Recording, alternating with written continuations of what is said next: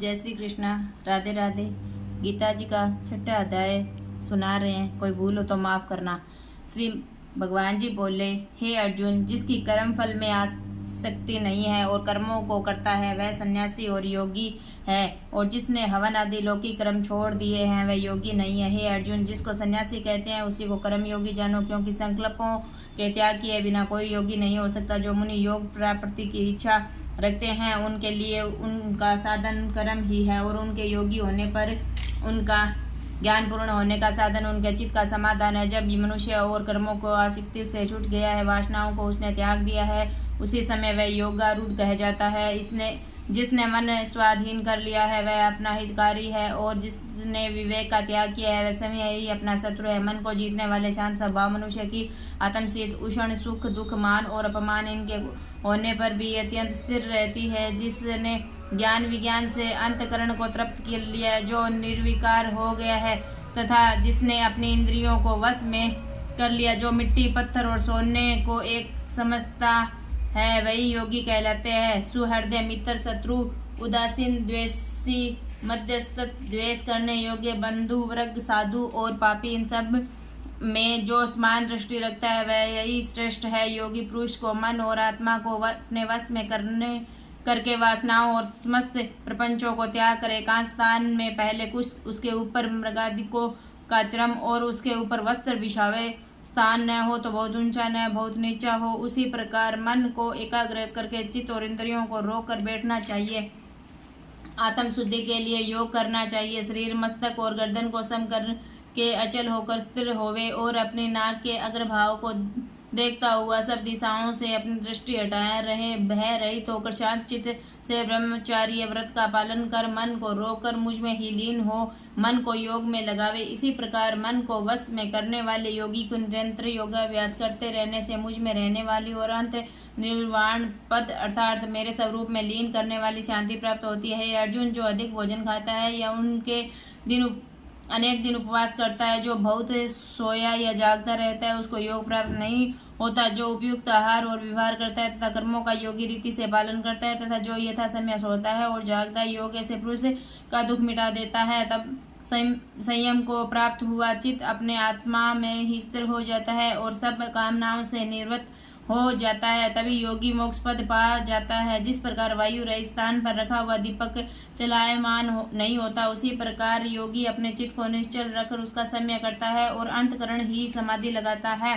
जिस समय में योगाभ्यास के कारण चित्त का वेग रुक कर विषयों से पृथक होने लगता है और जब शुद्ध अंतकरण से आत्मा को ही देखकर आत्मा में ही संतुष्ट होता है, जिस अवस्था में वह अत्यंत सुख जो इंद्रियां द्वारा नहीं जा सकता वर्ण केवल बुद्धि से जाना जाता है, अनुभव करता है, और जब वह योगी आत्म स्वरूप में स्थिर हो उससे विचलित न हो, जिस अवस्था को पाकर फिर कोई बड़ा भारी दुख उसे वहां से चलायमान नहीं कर सकता, इस अवस्था को दुख संयोग वियोग कारक योग नामक जानना। सो योग निर्विकल्पक चित्त से निश्चय करके ही करना। संकल्प से उत्पन्न होने वाली समस्त कामनाओं को त्याग कर और मन में संकल्प इंद्रियों को चारों ओर से रोक कर धैर्य के साथ बुद्धि को अपने अधीन कर धीरे विषयों से दूर हटे और भली भांति मन को आत्मा में स्थिर करके किसी पदार्थ की चिंता न करे। वह चंचल और अस्थिर मन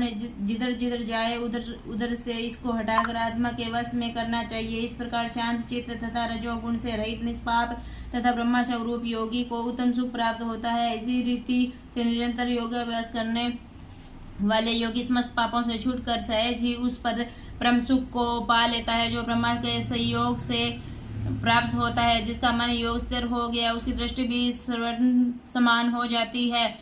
वह सब प्राणियों में अपने को और अपने मन में सब प्राणियों को देखता है। जो सब में मुझको और मुझ में सबको देखता है उससे मैं अलग नहीं हूँ और मुझसे वह अलग नहीं है। जो अभेद भाव से रहता है वह सब प्राणियों में स्थिर हो मेरा मनन करता है, वह योगी चाहे जिस अवस्था में रहे मुझसे मिलता है। अर्जुन, जो सब प्राणियों के दुख सुख को अपने में दुख सुख के समान समझता है और सबको स्वभाव से देखता है, वही श्रेष्ठ योगी है। अर्जुन ने कहा, हे मधुसूदन, आपने जो यह योग सिखाया है सबको अपने समान देखो, सो मन के चंचल होने के कारण उसकी दृढ़ स्थिति अपने में नहीं देखता हूँ। हे कृष्ण, मन बड़ा ही हठी पराक्रमी और हठ है, इसको अधीन रखना तो मुझे वायु को बांधने रखने के समान प्रतीत होता है। श्री कृष्ण भगवान ने कहा, हे महाभाव, इसमें संदेह नहीं है कि मन अति चंचल है और इसे वश में करना बड़ा ही कठिन है। फिर भी हे अर्जुन, अभ्यास और वैराग्य से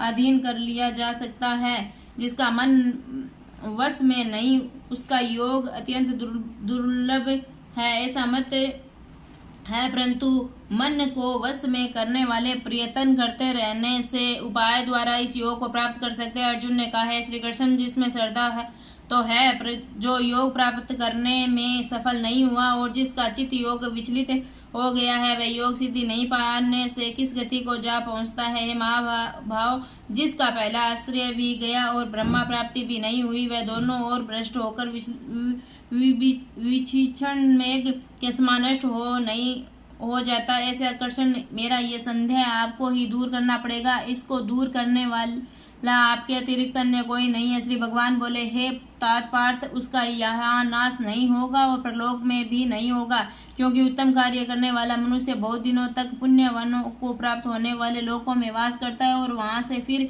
किसी पवित्र और धनवान के घर में आकर जन्मता है, अथवा वह बुद्धिमान योगियों के ही कुल में जन्म पाता है। इस प्रकार का जन्म पाना भी इस लोक में बड़ा दुर्लभ है। बड़े श्रम और यत्न से जो योगाभ्यास करता है और वह पापों से शुद्ध होकर अनेक जन्मों में प्रसन्न परिश्रम करके सफल होता है और परम गति को पाता है। बड़े बड़े तपस्वियों से योगी श्रेष्ठ है या ज्ञानियों से भी योगी श्रेष्ठ है। इसलिए हे अर्जुन, तुम योगी बनो, केवल मुझ में ही मन लगाकर मेरी प्राप्ति के लिए जो भजन करता है उसको समस्त योगियों के मध्य में अत्यंत श्रेष्ठ मानता हूँ। इति श्रीमद् भागवत गीता सुपनिषत्सु ब्रह्मा विद्या योग शास्त्रे श्री कृष्ण अर्जुन संवाद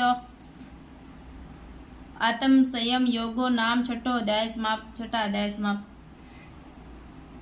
छठे अध्याय का मातम। श्री भगवान जी बोले, हे लक्ष्मी, छठे अध्याय का मातम सुनो। गोदावरी नदी के तट पर एक नगर था। वहाँ एक जन श्रुति राजा बड़ा धर्मज्ञ था। एक दिन नगर में हंस उड़ते उड़ते आ निकले। उनमें से एक पेड़ से उतावला हो उड़ गया। तब नगर में पंडितों ने कहा, हे हंस, तू ऐसा उतावला क्यों उड़ा है? क्या तुझे राजा जनश्रुति से पहले ही इस रोग को जानना चाहता है? तब उन पक्षियों में जो सरदार था उसने कहा, इस राजा से बढ़कर एक रेक मुनि श्रेष्ठ है, वह वैकुंठ का अधिकारी होगा, वैकुंठ लोक से भी ऊंचा है। तब राजा ने मन में विचार किया कि मेरे से उसका पुण्य बड़ा होगा जिसकी ये हंस स्तुति करते हैं। यह विचार करके राजा ने कहा, चलकर उसके दर्शन करने चाहिए। राजा ने सारथी से रथ मंगवाकर उस पर बैठ प्रथम बनारस श्री काशी जी में जाकर स्नान कर ब्राह्मणों को दान दिया और शिवजी महाराज के दर्शन किए। फिर लोगों से पूछा, यहाँ कोई रेक मुनि रहते हैं? लोगों ने कहा नहीं। फिर राजा ने उत्तर दिशा को जाकर बद्रीनारायण परसा, वहां से राजा रथ चले नहीं। तब राजा ने कहा, मैंने पृथ्वी की परिक्रमा करी है परंतु किसी स्थान पर रथ नहीं अटका। यहाँ कोई ऐसा पुण्य आत्मा रहा है जिसके तेज से मेरा रथ नहीं चलता है? तब राजा रथ से उतरकर आगे चला तो देखा पर्वत की कंदरा में मुनि बैठा है जिसके तेज से बहुत प्रकाश हो रहा है जैसे सूर्य की किरण होती है। तब राजा ने देखते ही कहा, हे रेक मुनि होंगे। राजा ने दंडवत कर चरणवंदना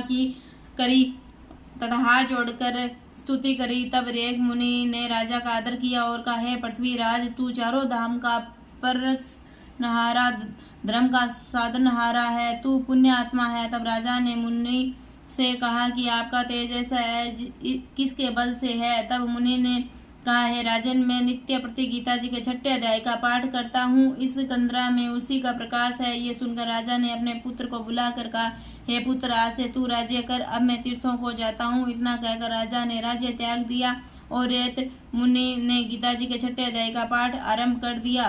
तब वह राजा भी पाठ करने लगा। एक दिन प्राणायाम करके दोनों ने देह त्याग दी। तब स्वर्ग से विमान आए और जिस पर बैठकर वे वैकुंठ को गए। गीता जी का छठा अध्याय मातम समाप्त। जय श्री कृष्णा। राधे राधे।